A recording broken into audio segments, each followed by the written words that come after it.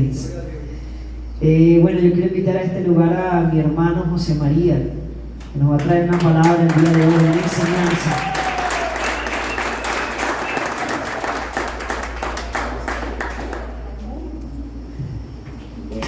Buenos días. Primero que nada, confieso que estoy nervioso.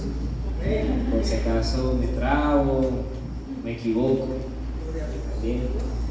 Justo anoche estaba leyendo mi devocional, estoy haciendo un plan de lectura de la Biblia de un año. Se los recomiendo si tienen un teléfono, la versión YouVersion, la aplicación. Ahí pueden descargar planes de lectura bíblica, planes devocionales. Y justo ayer leía sobre Moisés, cuando le tocaba hablar por Dios, como vocero de Dios, ante el faraón para liberar a su pueblo de Egipto. Y Moisés muchas veces puso traba ante Dios diciendo: Señor, yo soy torpe para hablar, soy tartamudo. En mi caso no soy tartamudo, pero sí tengo miedo, pues. Pero confío en la promesa de que el Señor nos ha dado su Espíritu Santo para hablar y poner palabras en su boca, y más a su amada iglesia. Quiero comenzar con un versículo antes de orar, que va a ser la base de esta exposición de la palabra. Primera de Tito 3:5. Si me lo puedes buscar en la pantalla, Jonathan, por favor. Quien tenga Biblia en mano. Bueno, Primera de Tito no existe. Tito 3:5. La primera equivocación. Por los medios.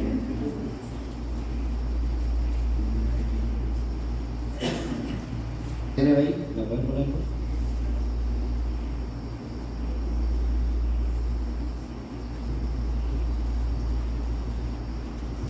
Ok, leo en el nombre del Padre, del Hijo, del Espíritu Santo. Amén. Él nos salvó, no por nuestras propias obras de justicia, sino por su misericordia. Nos salvó mediante el lavamiento de la regeneración y de la renovación por el Espíritu Santo. Ese va a ser el versículo clave para empezar esta exposición. Voy a orar. Vamos a orar. Señor, te doy gracias por este momento, gracias por tu presencia que se hace visible en nosotros y en tu iglesia. Gracias porque podemos alabarte y glorificarte porque tenemos vida, Señor. Gracias porque nos has llamado de las tinieblas a la luz, Señor, y hoy nos das tu palabra, Señor. No dejas este medio por el cual habla tu Espíritu Santo a nuestras vidas. Te pido que seas tú tomando el control de mi boca, de mi corazón, Señor, y sea tu palabra explicándose por sí sola a mis hermanos. En el nombre de Jesús, amén. Amén. Este verso de 1 Tito 3:5 habla claramente de quiénes éramos nosotros, ¿no? Y en la situación que ahora nos encontramos. Dice: Él nos salvó no por nuestras propias obras de justicia, sino por su misericordia. Nos salvó mediante el lavamiento de la regeneración. La regeneración es aquel nacimiento de nuevo, cuando empezamos a creer en Cristo y realmente, como le habló Jesús a Nicodemo, hemos nacido del agua y del Espíritu. Pero para eso, y para explicar lo que es el nacimiento de nuevo, quiero que nos traslademos a Juan, capítulo 3, versículo 1 al 21. Juan, el Evangelio de Juan. Del capítulo 1 al versículo 21.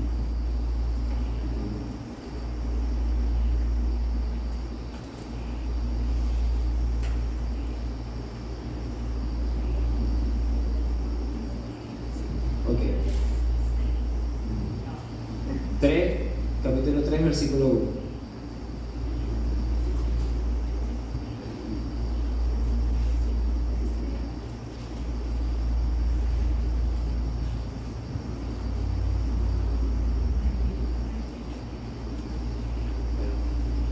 Voy a comenzar a leer.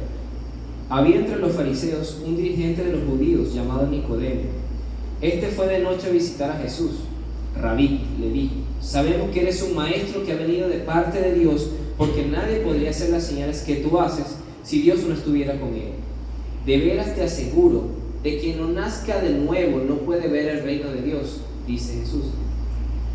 ¿Cómo puede uno nacer de nuevo siendo ya viejo?, preguntó Nicodemo. ¿Acaso puede entrar por segunda vez en el vientre de su madre y volver a nacer? Yo te aseguro que quien no nazca de agua y del Espíritu no puede entrar en el reino de Dios, respondió Jesús. Lo que nace del cuerpo es cuerpo, lo que nace del Espíritu es espíritu. No te sorprendas que te haya dicho, tienen que nacer de nuevo. El viento sopla donde quiere, lo oyes silbar. Aunque ignoras de dónde viene y a dónde va, lo mismo pasa con todo lo que nace del Espíritu. Nicodemo replicó, ¿cómo es posible que esto suceda? Tú eres maestro de Israel y no entiendes estas cosas, respondió Jesús. Te aseguro que hablamos de lo que sabemos y damos testimonio de lo que hemos visto personalmente, pero ustedes no aceptan nuestro testimonio. Si les he hablado de las cosas terrenales y no creen, entonces ¿cómo van a creer si les hablo de las celestiales? Nadie ha subido jamás al cielo sino el que descendió del cielo, el Hijo del Hombre.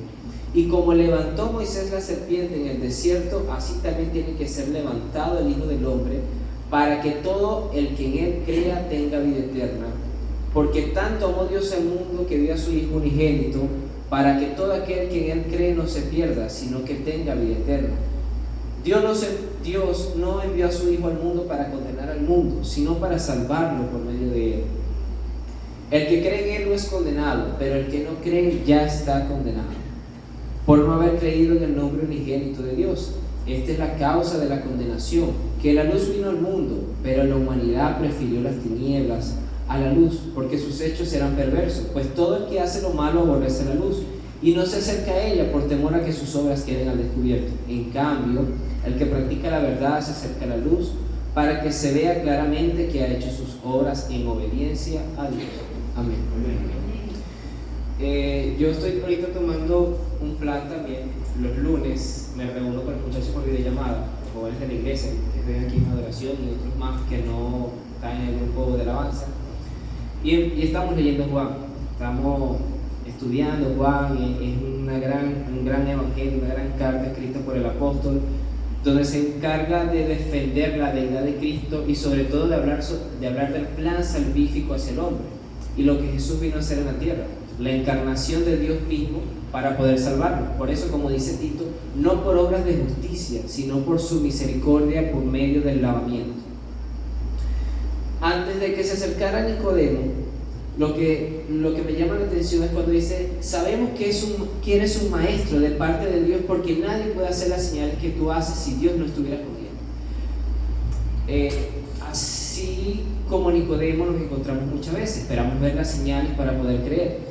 Y cuando vamos al capítulo anterior, en el capítulo 2, antes de comenzar, Jesús hace señales para demostrar a los judíos que Él era Cristo. Pero ¿cuál fue la primera señal que más llamó la atención de estos fariseos, de estas personas que estaban preocupadas más por la pureza o por la radicalidad de su religión y su apariencia externa, más que por el corazón? Y allí lo que viene a hablar Jesús, la renovación del corazón, el nuevo nacimiento. Jesús viene y se da cuenta que en el templo están vendiendo palomas, están vendiendo todos los medios que Dios dejó para comunicarse con Dios, todos los medios de sacrificio. Y Jesús se aira y derriba las mesas del templo y a los cambistas los aparta y tumba las monedas y dice, han convertido mi casa en cueva de ladrones. Y recuerdan los discípulos, dice la palabra, que el salmo que dice, el celo por tu casa me consume. Y Jesús dice, mi casa será llamada casa de oración. Ante esta señal, los fariseos le preguntan a Jesús, ¿qué señal nos muestras para tú hacer esto? O sea, ¿qué señal nos muestras como para tener autoridad de reclamarnos el mal que estamos haciendo? Y Jesús le dice, derriben este templo y lo reconstruiré en 3 días. Inmediatamente los fariseos lo que hacen es virar el templo físico, lo que tienen visible como un medio de autojustificarse. Así como en el Génesis, cuando el hombre peca y es echado del jardín del Edén, cuando el hombre peca y se da cuenta que ha pecado, dice que se abrieron sus ojos y toman hojas y se hacen una enramada para cubrirse su pecado. Tratan de autojustificarse por su obra de justicia. Y por eso la importancia de Tito 3:5, que no es por obra de justicia, sino por la renovación de nuestro corazón. Entonces Jesús empieza a reclamar a los judíos y cuando le habla del templo de él, de su cuerpo y de la resurrección que ha de venir, que va a ser la marca para el nuevo nacimiento de los futuros cristianos y para poder heredar el reino de los cielos. Sin embargo, cuando Jesús sale del templo, dice que hace señales, y muchos creyeron en él por sus señales. Pero dice Jesús en el verso capítulo 2, versículo 24, 23 al 25: mientras estaba en Jerusalén durante la fiesta de la Pascua, muchos creyeron en su nombre al ver las señales que hacía. En cambio, Jesús no le creía porque los conocía a todos. No necesitaba que nadie le informara acerca de los demás, pues él conocía el interior del ser humano. Entonces, ¿qué venía a establecer Jesús? Y le quería mostrar a Nicodemo: no bastaba solo con creer superficialmente en ese Dios verdadero, en ese Dios de Israel, ese que nos ofrece decir la salvación por medio de Jesús. Era necesario una renovación de nuestro corazón, un nuevo nacimiento y un cambio de naturaleza. Entonces empieza Nicodemo a preguntarle: sabemos que eres de Dios, porque si Dios no estuviera contigo no harías estas señales. Pero Jesús le hace énfasis de que no solo el camino que es Jesús y solamente creer es lo necesario para heredar la salvación, sino nacer de nuevo. Entonces le hace una severidad, una afirmación contundente. De veras, en Reina Valera dice: de cierto te digo, te aseguro que quien no nazca de nuevo no puede ver el reino. O sea, para ver el reino de los cielos realmente debemos nacer de nuevo. Nicodemo vuelve, igual que los fariseos, a ver lo físico. ¿Cómo podemos nacer de nuevo siendo ya viejo? ¿Acaso puedo entrar al vientre de mi madre? Pero Jesús le dice: yo te aseguro que quien no nazca del agua y del Espíritu no puede entrar al reino de Dios. Literalmente lo que habla Jesús: el que no es nacido de arriba no puede entrar al reino de Dios, por lo tanto no puede ser hijo de Dios. Es decir, que el nuevo nacimiento que Jesús nos deja es la voluntad de Dios cambiando nuestro corazón. Nosotros decidimos aceptar a Cristo, pero porque Él nos llama a aceptar esa salvación y empieza su obra santificadora por medio del Espíritu Santo y la palabra. Pero ¿qué hace Jesús? Jesús no le explica detalladamente qué es lo que tiene que hacer para nacer de nuevo, simplemente le dice el agua y del Espíritu. Ahora, cuando ves más adelante, él señala a Nicodemo una historia ya conocida por el pueblo de Israel, lo que era el número, cuando Moisés alza la serpiente en un asta, apelando al sacrificio de Cristo como medio de salvación. Y este es el medio de salvación para nacer de nuevo. Pero yo quiero entrar en la parte que habla Jesús como un paralelismo sobre el nacimiento. Jesús muchas veces usó las parábolas para darnos a entender cosas. Por eso dice: si te hablo de lo terrenal no lo entiendes, ¿cómo puedes entender lo celestial? Jesús habla del nacer. Entonces, ¿qué nos quiere decir? ¿Acaso no podemos compararlo con el nacer físico? O el nacer de un niño, con una concepción. Y es esto lo que yo quiero explicar en esta mañana. El paralelismo, al igual que el nacimiento natural, tiene 6 características visibles. En el nuevo nacimiento hay una concepción y una gestación. Todo nacimiento necesita de 2 padres, ¿no? Y por eso Jesús dice: es necesario que nazcas del agua y del Espíritu. El agua no se refiere literalmente al bautismo. Muchas veces cuando leemos esto pensamos: no, bueno, en el bautismo es el nuevo nacimiento. No, el agua hace referencia a la palabra de Dios en su purificación. Voy a buscar la misma Biblia para responder esto. ¿Por qué digo que el agua es la palabra y por lo tanto el agua es el mismo Cristo? Porque dice que la palabra es Cristo, el verbo. Ezequiel 36, 24 al 27.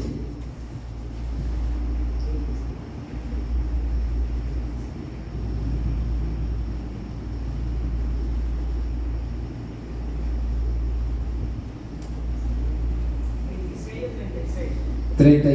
36, 24 al 27.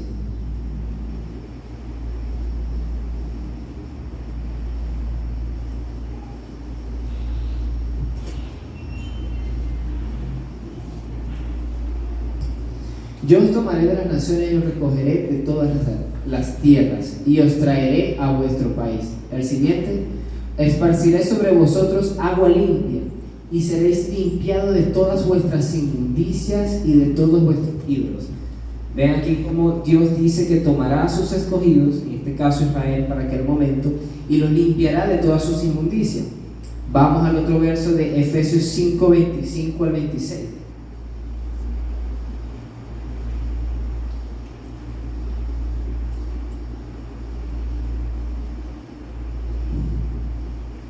Efesios 5, 25 al 26. Dice: esposos, amen a sus esposas, así como Cristo amó a la iglesia y se entregó por ella.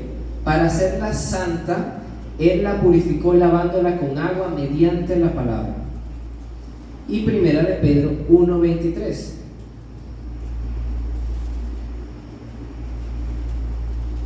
Primera de Pedro 1, 23. Pues ustedes han nacido de nuevo, no de simiente perecedera, sino de simiente imperecedera, mediante la palabra de Dios que vive y permanece.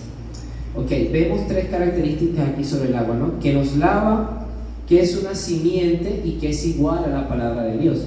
Es esta la simiente. El agua hace una alusión, no lo tenemos tan literal, pero como el esperma, cuando se empieza a formar el bebé, el esperma que fecunda el óvulo, es la palabra de Dios, el agua, es Cristo mismo. Y el Espíritu habla de la necesidad de la tercera persona en la Trinidad para poder nacer de nuevo, que trabaje en conjunto con su palabra. Recordemos lo que dice 2 de Timoteo 3, 16 al 17. La palabra de Dios es inspirada por Dios, útil para enseñar, para corregir, para redarguir y para instruir en justicia. Cuando estos dos elementos, el agua, la palabra del Evangelio, las buenas nuevas que predicamos, más el Espíritu Santo, se unen, conciben el nuevo nacimiento en el vientre de nosotros. ¿Cuál es el vientre? ¿Alguien sabría cuál sería el vientre para el nuevo nacimiento? Aunque sí, el corazón de una manera física, pero nuestro vientre es la fe, en el cual se concibe el nuevo nacimiento por medio del agua y del Espíritu. Por eso Juan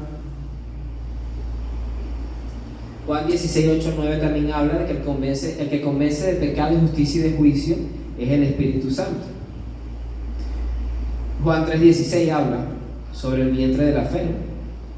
Cuando leemos Juan 3, 16 dice: porque de tal manera amó Dios al mundo, que ha dado a su Hijo unigénito, para que todo aquel que en Él crea no se pierda, mas tenga vida eterna.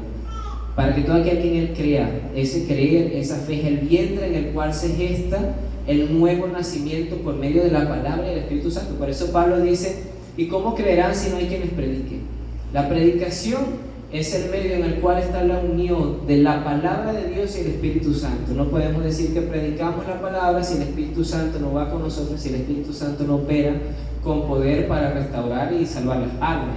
Y no podemos decir que predicamos si no llevamos la palabra de Dios y hablamos más de nosotros y de nuestra experiencia. Entonces, por eso, a través de la predicación de la palabra y las buenas nuevas, se gesta en la fe del hombre, en ese creer, y empieza ese nuevo nacimiento. Y así como hay una concepción, que es el primer punto, hay una continuidad, hay una vida que se transmite, ¿no?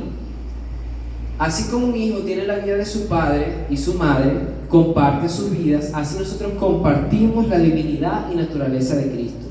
La fuente de la vida entra en nosotros y somos partes de esa vida divina. ¿Por qué decimos eso? Cuando leemos el mismo capítulo de Juan, en el capítulo 1, versículo 4, dice: en Él estaba la vida y la vida era la luz de la humanidad. Decimos que aceptamos a Cristo en nuestro corazón por medio de la fe y empieza a habitar esa vida en Cristo. Pues la salvación que nosotros predicamos no consiste en que Dios vino a sacar al hombre de la tierra. El mismo pastor Ezequiel ha hablado que nosotros no vamos al cielo, es Cristo mismo el que va al cielo, sino que el Verbo encarnado, Dios mismo, se hace carne y desciende humanamente hacia el hombre para salvarlo. Por eso Juan habla más de 36 veces la palabra vida durante el Evangelio de Juan. Dice Juan 10:10: pues yo he venido para que tengan vida y la tengan en abundancia. Por eso esa simiente perecedera que antes recalqué en primera de Pedro 1:23 habla de esa continuidad de la vida. O sea, nosotros vivimos ahora, porque dice: pues ustedes han nacido de nuevo, no de simiente perecedera, sino de una simiente imperecedera, mediante la palabra de Dios que vive y permanece para siempre. Ahora esa palabra ese verbo hecho carne, que es el mismo Jesús, que se ha sembrado en nuestros corazones, así como hablan las parábolas del Evangelio y del sembrador, empieza a coexistir la misma vida de Dios en nosotros. Así como también hay una continuidad, también se produce un carácter. Jesús nos deja todo esto para tratar de dar una explicación más humana, porque por más que expliquemos el nuevo nacimiento con detalles y con lujo, el nuevo nacimiento es una experiencia que se vive una sola vez y es algo personal, no es algo que yo puedo decir o hablar como el hermano nació de nuevo o yo hice que el hermano naciera de nuevo. No, es una experiencia muy propia entre tú y Dios. La tercera característica entre este nuevo nacimiento es que se produce un carácter, una herencia. Entonces tenemos que así como un niño nace hereda las características fisiológicas, en nuestro ser se inicia un nuevo carácter. Nosotros no vamos a heredar las características físicas de Dios, pues Dios dice que es invisible, Dios es espíritu y nadie le puede ver, pero ahora heredamos los atributos mismos de Dios. Cuando Juan está hablando con Nicodemo en ese mismo capítulo, en el verso 6 dice: porque lo que nace del cuerpo es cuerpo, y lo que nace del espíritu es espíritu. Por ende, las características que vamos a heredar no son visibles ni físicas, no van a ser una transformación, sino una continuidad del carácter de Cristo en nuestra vida. Y como nuestro Padre que está arriba es santo, ahora empezamos a tener ciertas características que nos distinguen del resto. Ahora, ¿por qué la necesidad? Porque todos nacemos en pecado, no solamente nosotros nacemos en pecado porque heredamos eso de nuestros padres de nuestros padres. Cuando vamos a ver, así que nuestra genealogía llegamos hasta Adán.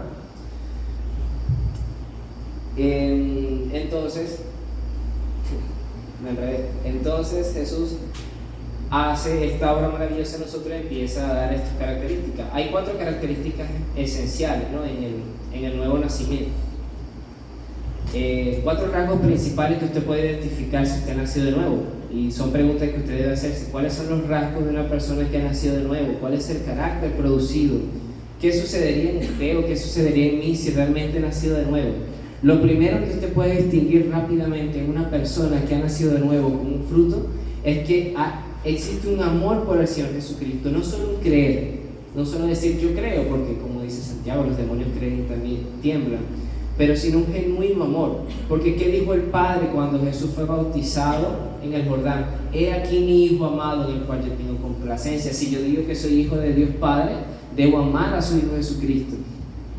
La segunda característica es que habrá un deseo de santidad. El Señor dice: sed santo porque yo soy santo. Ahora, este deseo de santidad, muchas personas cuando dicen: no, tú tienes que nacer de nuevo, y si naces de nuevo no vuelves a pecar, si naces de nuevo eres totalmente santo y en ti no hay pecado. Y Juan dice: el cualquiera que diga que en él no hay pecado es un mentiroso, por lo tanto lo hace un mentiroso y lo haría un pecador otra vez de nuevo. Entonces, este deseo de santidad es un deseo progresivo que va a ir creciendo, y donde va usted a generar un odio por el pecado y un amor para ser apartado por Dios. No es que por esto nunca va a fallar ni nunca va a caer, pero sí va a vivir una vida distinta a la que antes vivía, pues ahora hay un nuevo corazón que lo lleva a vivir una nueva forma de ver las cosas. El tercer aspecto en estas características que se generan en el nuevo nacimiento es el testimonio del Espíritu. El testimonio del Espíritu, aunque Romanos 8:16 dice que el Espíritu Santo da testimonio a nuestro espíritu, da una convicción personal, pero el testimonio del Espíritu también es una evidencia a la iglesia, una evidencia ante el mundo. No puedo decir yo he nacido de nuevo y tengo la característica de que he nacido de nuevo porque estoy bien entre yo y Dios, nada más en mi cuarto, pero no doy evidencia del fruto. Gálatas 5:22 al 23 dice: pues el fruto del Espíritu es amor, gozo, paz, paciencia, benignidad, mansedumbre y templanza. Si usted ha nacido de nuevo, algo de estas características debe demostrar. Si no, realmente entonces debería preguntarse: ¿he nacido de nuevo? ¿Debo buscar más al Señor? ¿Qué debo hacer? Y la cuarta es que habrá un deseo de compartir al Señor, de llevar el Evangelio. Entre estas características son las principales que deben manifestarse en aquel que ha heredado la nueva vida. Y así como esto, también en un nacimiento hay una consumación, se materializa. Por eso hablé al principio que el nuevo nacimiento es una experiencia que ocurre una sola vez, es una experiencia que usted vive y se materializa, se ve física. Al igual que un niño, cuando se está gestando, hay una evidencia física. La mujer se ve su preñez, se ve su embarazo. Así se ve en una persona cuando hay gozo, cuando hay un cambio en la manera de vivir, cuando hay un cambio de nuestra manera de hablar. Es allí que esta persona nació de nuevo. Y ocurre un comienzo, así como todo tiene un punto de partida, así como el nacimiento tiene un inicio de partida, así también usted, cuando ha recibido a Cristo, tiene un punto de partida, un inicio. Muchos comienzan con amor, con mucha felicidad, con mucho gozo. Otros comienzan un poco más dolidos, más apaleados, porque Dios los llama a través de diversas pruebas. A muchos también los castiga, porque Dios ya los ha escogido y tiene que disciplinarlos para poder traerlos a su redil. Pero aún así tiene un inicio de partida, así como un niño, y no se desanime tampoco, porque cuando comenzamos, así como un bebé que intentamos caminar, muchas veces cometemos miles de errores, metemos la pata, nos caemos y nos desanimamos. Pasa mucho entre muchos hermanos cristianos que yo he compartido la fe, más que todos jóvenes de mi edad, que comiencen: oye, fallé, oye, pequé, oye, ya no soy un hijo de Dios, y aún siguen pensando en sus obras de justicia. Pero en vez de confiar en la obra que Dios ha hecho en su corazón y que el que comenzó la buena obra la va a perfeccionar, se anclan en sus propias obras de justicia, así como Nicodemo. Pensaba era cómo era la manera de nacer de nuevo. O sea, yo me puedo meter al vientre de mi madre, y no es una obra humana, es una obra misma de Dios. Un verso que me hace cada vez pensar que el nuevo nacimiento es una obra misma de Dios y no del hombre, es en el capítulo 1 de Juan, el verso 3. Esto no nace de la sangre, ni por deseos naturales, ni por voluntad humana, sino que nacen de Dios. Mas a cuanto lo recibieron, a los que creen en el nombre, le dio la potestad de ser hechos hijos de Dios. Entonces no es por voluntad humana, ni por nuestras propias obras, sino por la obra de Dios mismo. Nótese que aquí también, cuando usted está en Cristo, tiene este nuevo inicio de partida. Quiero que leamos 1 Corintios 6, del 9 al 11.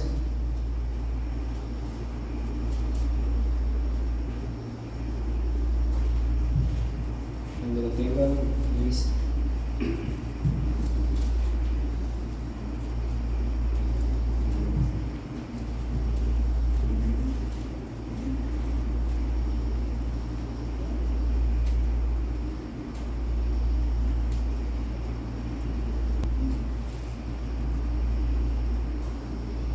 Corintios 6, del 9 al 11. Juntos, está el Reina Valera porfa, en NB. Disculpa.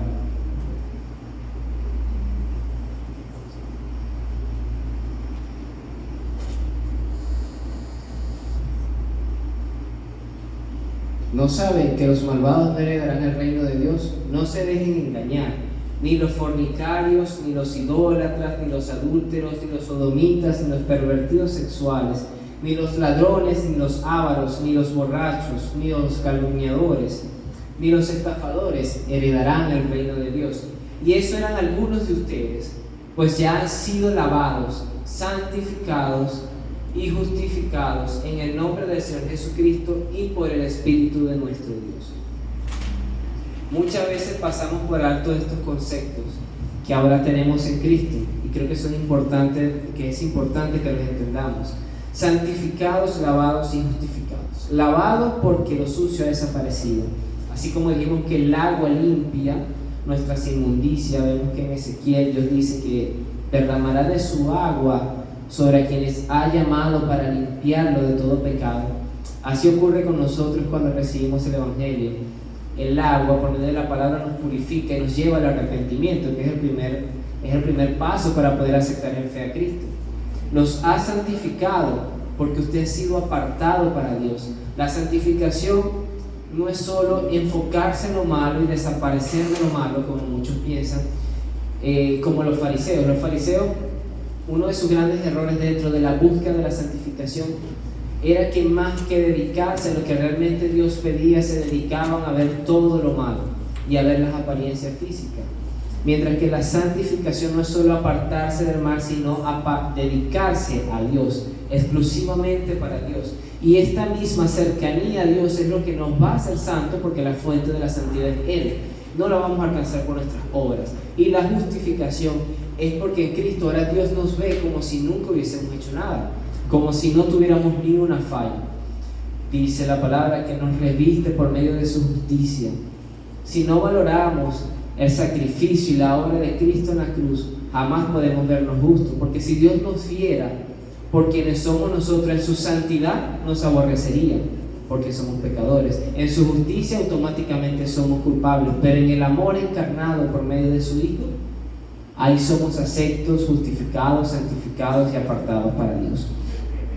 Entonces, así como un bebé que comienza a crecer en la fe y en el conocimiento, es importante confiar, como dice Filipenses 1:6, que el que ha comenzado la buena obra en nosotros la va a perfeccionar.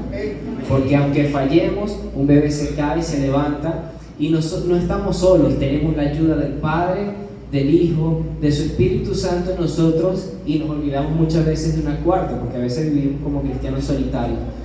La cuarta ayuda que Dios nos da es la iglesia de Jesucristo. Esa es la familia que nos va a ayudar a caminar y a crecer en nuestro corazón. Y la sexta, que para mí es la más vital e importante para todo cristiano, es la certeza y la seguridad de la salvación, de que usted ha nacido de nuevo. Si yo le preguntara a usted, ¿su mamá alguna vez tuvo un hijo?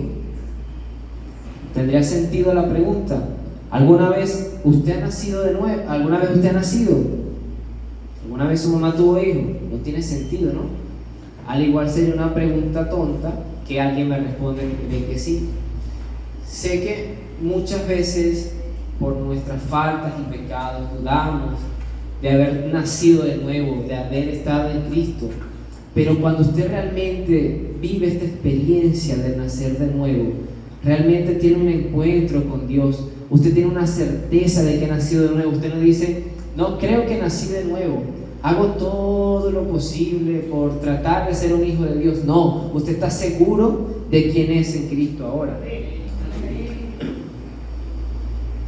Su respuesta debería ser sí, siempre, una seguridad permanente y continua.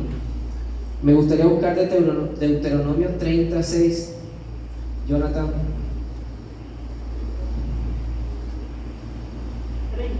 36.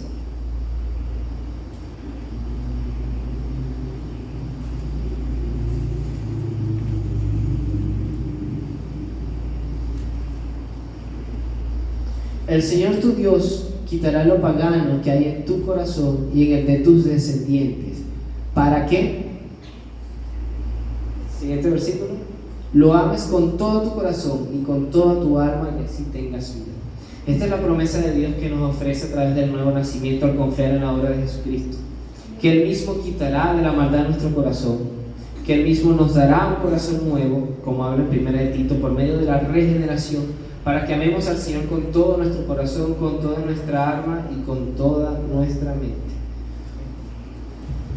Por eso, cuando seguimos con la narrativa de Jesús y Nicodemo, Jesús no se detiene a detallar las características de un nacimiento de nuevo, así como yo lo estoy explicando.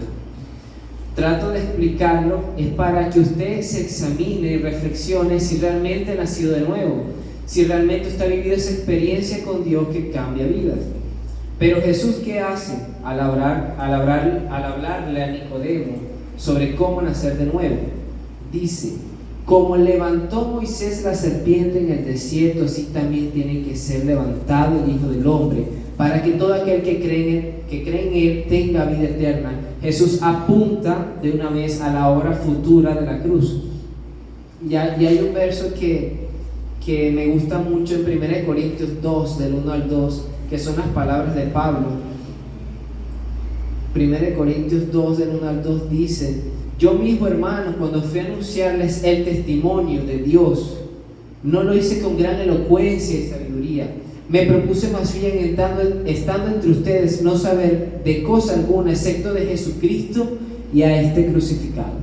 No podemos hablar de una resurrección, no podemos hablar de victoria o de lo que usted quiera hablar del reino de los cielos si antes no contempla la obra de Cristo en la cruz, si antes usted no se examina si realmente ha confiado en la obra de Jesucristo para poder nacer de nuevo y tener un nuevo corazón. Por eso los grandes predicadores durante el siglo XVII, siglo XVIII, siglo XIX y siglo XX no solo predicaban acerca de la fe y el creer meramente humano, esa fe superficial, decir sí, yo creo en Cristo de labios para afuera, sino en la experiencia que debe vivir cada cristiano en el nuevo nacimiento. Cuando sigue Jesús hablando sobre la serpiente que ha de ser alzada en el desierto para que todo aquel que en él crea tenga vida eterna, muestra su amor para con Dios, muestra que aquel que cree Dios no lo defraudará, sino que le dará la vida, que Dios no envió a su Hijo al mundo para condenarlo, sino para salvarlo, porque muchas veces creemos que Dios sí está esperando para condenarnos, pero es que ya desde Adán ya estamos condenados, ya estamos caídos. Por eso Jesús vuelvo al énfasis de un nuevo cambio de corazón, no solamente creer como para ser como los fariseos. La palabra fariseo significaba estar apartado y separado de manera pura, no como separatista y divisor del judaísmo, sino como separado y apartado del resto. Y muchas veces creemos que la salvación consiste en que Dios viene, me tomó y me sacó. No, Dios viene sobre el hombre y da una nueva vida en el corazón. Y esta es la causa de la condenación, que esa luz viene al mundo, pero la humanidad prefirió más las tinieblas que la luz porque sus hechos eran perversos. Muchas veces nuestras obras nos frenan a acercarnos a Dios. Y es por eso que Dios te ofrece un nuevo nacimiento, porque a Dios no le importa tu pasado, sino que quiere darte algo nuevo, un nuevo comienzo donde ya todas las cosas que ya pasaron y aquí todas son hechas nuevas.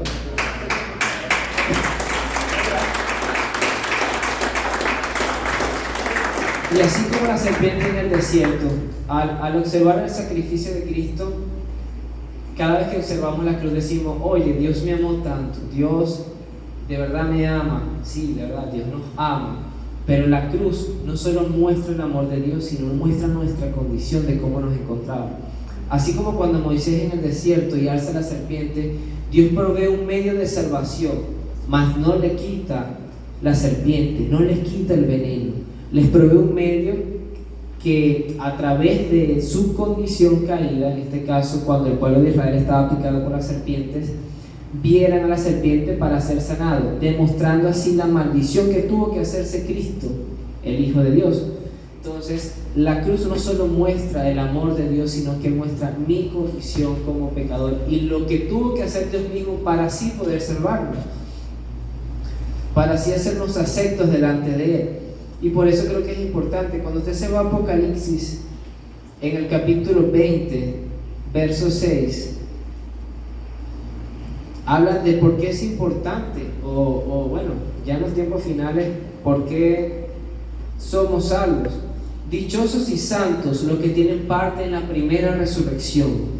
La segunda muerte no tiene poder en ellos, sino que serán sacerdotes de Dios de Cristo y reinarán con Él 1000 años. Habla de una primera resurrección y que sobre ellos no habrá poder sobre la segunda muerte. La primera resurrección es aquella que experimentamos cuando nacemos de nuevo, cuando realmente ponemos nuestra fe en Cristo y entregamos nuestro corazón a Jesús. Y la segunda muerte es la muerte de condenación eterna que vendrá después del juicio. Por eso, la importancia de nacer de nuevo y creer en Cristo. De verdad, perdone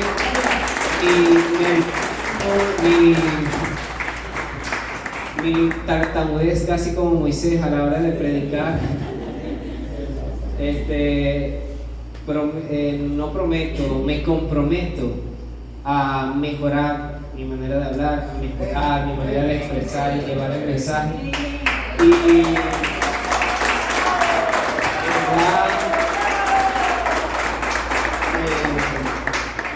Y desde que conocí al Señor, he visto cómo Dios ha hecho la obra en mí, y de verdad no puedo especificarle en qué momento nací de nuevo, no le puedo decir cuándo fue la experiencia, Pero desde el momento en que empecé a profundizar más en su palabra, en esa agua de vida, ha existido un crecimiento y un amor por mí, por hambre de su palabra y su presencia y de compartirlo con los demás.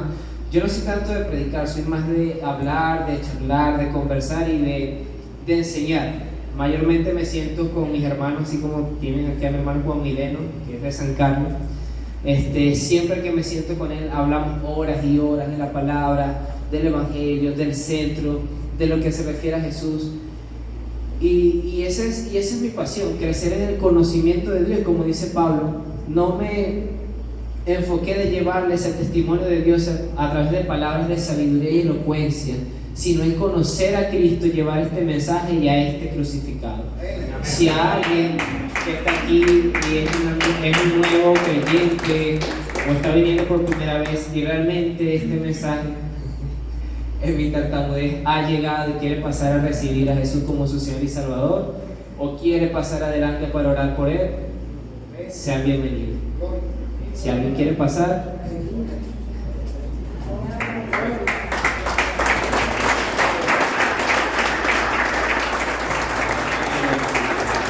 Dios le bendiga, de verdad, gracias al pastor Ezequiel.